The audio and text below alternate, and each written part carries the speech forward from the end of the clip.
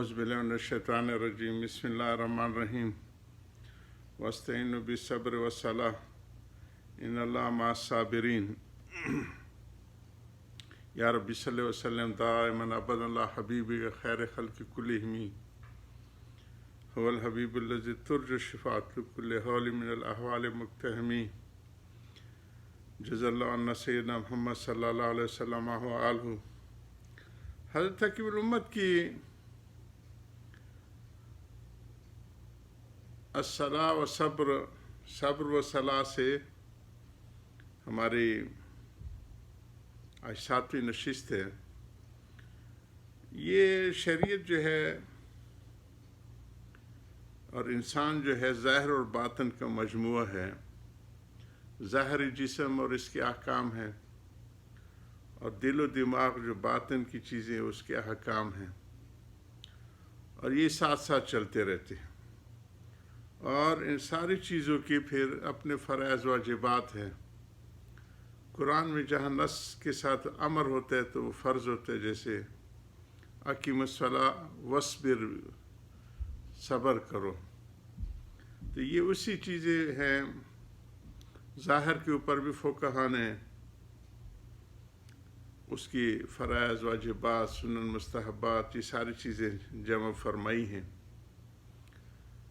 اور باطن کے اوپر بھی اسی طرح نماز کے اندر خود تو ظاہری احکام ہیں جس میں فرائض واجبات اور سنت کا ہم اکثر ذکر کرتے رہتے ہیں۔ الصلاۃ کتاب بھی ہم لوگوں نے اس لیے جمع کی، تو اس میں ظاہر تو بنتا ہے ان ظاہری احکامات کی سیکھنے سے اور مشق سے، اور باطن بنتا ہے کہ خشیت جو ہے جس کو آتا ہے کہ نماز اور خشیت کا ذکر بہت زیادہ آتا ہے۔ خشیت یہ باطنی چیز ہے، اور ہمارے ہاں جو یہ بناوٹ سے رونا شروع کر، یہ وہ خشیت نہیں ہے، بلکہ اس میں تو بہت زیادہ پھر ظاہری احکام ہو جاتے ہیں کہ کہتے ہیں کہ جو تسنن سے روتا ہے تو نماز بھی ٹوٹ جاتی ہے، اور اس میں پھر بڑے احکام ہیں۔ امام شافعی صاحب رحمہ اللہ کے یہاں تو بہت سختی ہے کہ جس طرح بھی اس نے رویا تو پھر نماز ٹوٹ گئی۔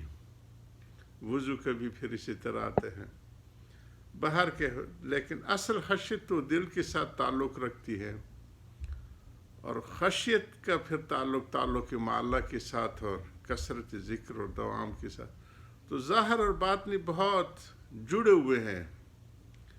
علامہ جل سریرتی خیر من علانیتی وجل علانیتی صالحہ، دونوں کے ایک دوسرے کے اوپر اثر ہوتا ہے کہ اللہ میرے اندر کی دولت جو باطن کی دولت ہے، دل و دماغ کے ساتھ جڑے ہوئے احکام ہیں، جل سریرت خیر من علانیتی، میری ظاہری شکل و صورت و اعلانیہ احکام سے بہت بہتر ہوں۔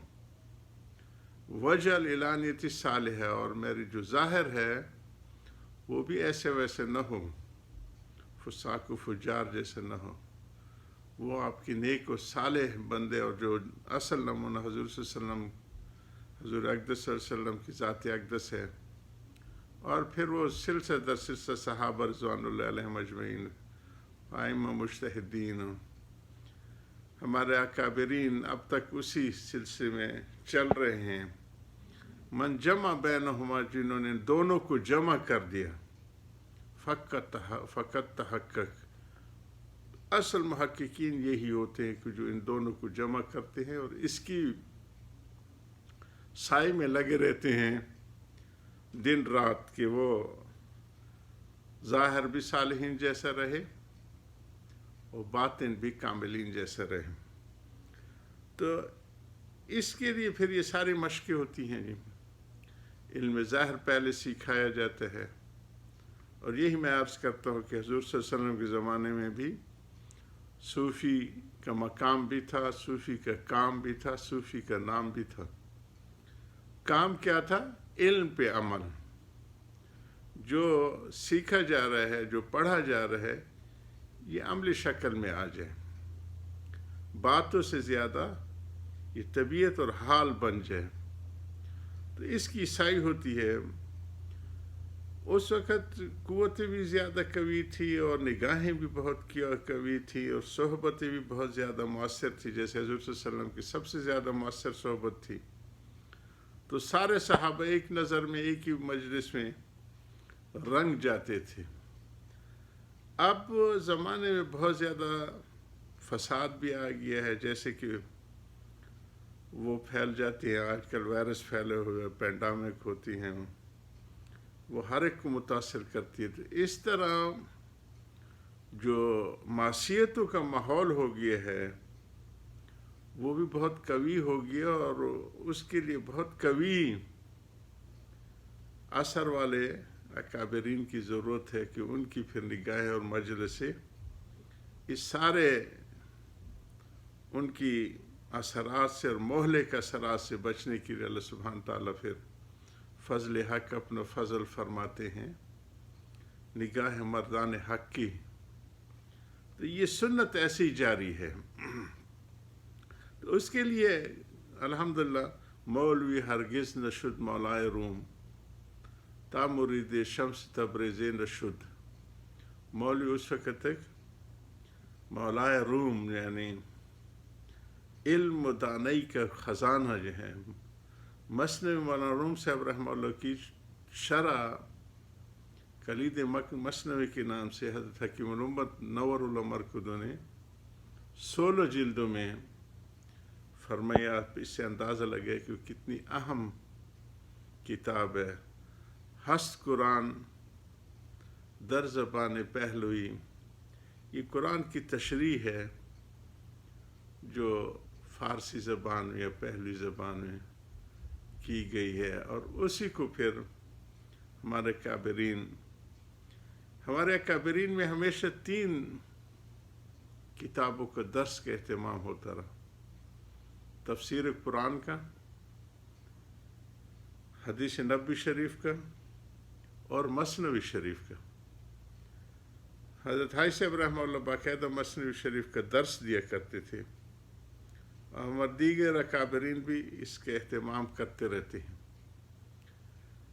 اس لیے میں اپنے جدید نوجوانوں سے کہتا ہوں، اور جو جس علاقے میں کچھ مؤثر ہوتے جا رہے ہیں، اور وہ اتفاق سے ہے بھی فارسی میں، اور یہ فارسی علاقہ آج کل بہت زیادہ وہ زمینی حقائق جو ہے وہ ان کے لیے سازگار بنتے جا رہے ہیں. اور ہمارے مدارس میں بھی دوبارہ فارسی کو وہی مقام دینا چاہیے جو شروع میں ہمارے اکابرین میں تھا، یا پاکستان بننے سے پہلے جو تھا، اس کو بھی باقاعدہ مقام دینا چاہیے. ایک روایت میں آتا ہے کہ جنت کی زبانوں میں فارسی اور عربی، فارسی کا بھی ذکر آتا ہے. یہ حوالہ ہمارے صاحبزادہ نعمان سے، اللہ ان کی عمر و برکت دے، حضرت علی میاں صاحب نور اللہ مرکز ایک خلیفہ تھے، وہ آئے اور پوچھا تو انہوں نے حوالہ لکھ کے بھیج دیا تھا ان کو کہ یہ صحیح ہے کہ 2 لغتیں اہل جنت کی ان کا ہم کلامی اس میں ہوگی، فارسی میں اور عربی میں.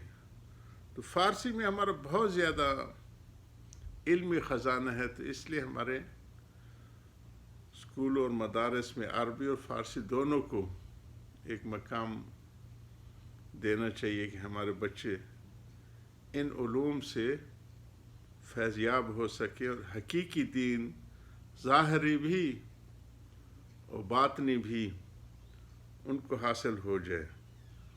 تو من جمع بینہما، اس کو ہم عرض کر رہے ہیں کہ جنہوں نے دونوں کو جمع کر لیا، وہ علم ظاہر کو بھی اور دل و دماغ کی کیفیات اس کو بھی عین شریعت کے مطابق ڈھال لیا، فقط تحقق. تو محققین کی یہی جماعت ہوگی.